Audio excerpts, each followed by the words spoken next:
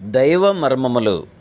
సహోదరుడు భక్తి సింగ్ గారి అనుభవంలో దేవుడు ఆయనకు బయలుపరచిన దైవ మర్మములు.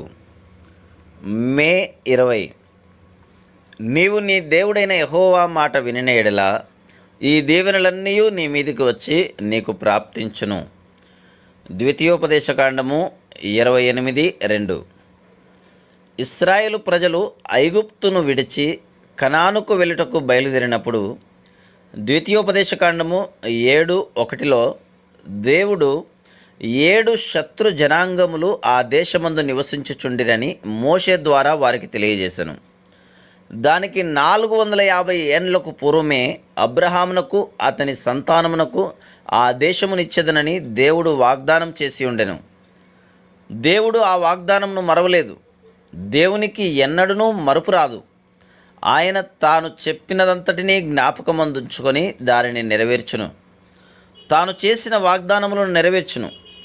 అయితే తన ప్రజలు ఆ స్వాస్థ్యము పొందుటకు వారిని ఆయన అనేక శతాబ్దములు తర్ఫీదు చేయవలసి ఉండెను.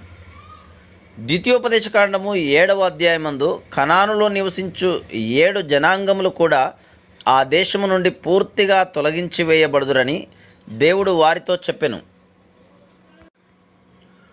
మరియు దేవుడు వారితో ఒప్పందము కానీ నిబంధన కానీ చేసుకొనకూడదని ఇశ్రాయేలుతో చెప్పెను. వారి కుమార్తెలను మీరు వివాహం చేసుకొనకూడదు. మీ కుమార్తెలను వారికి పెళ్లి చేయకూడదు.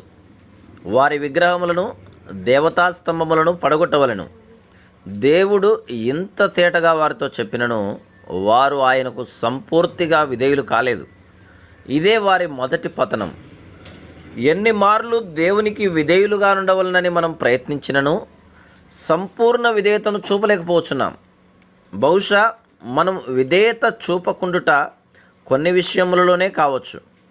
యెహోషువ 9:21 దీనిని చూపుచున్నది. ఈ మనుషులు ఇప్పుడు మనకు దాసులై ఉన్నారు. కట్టెలు నరుకువారుగాను నీళ్లు చేదువారుగాను వారిని ఉపయోగించుదుము.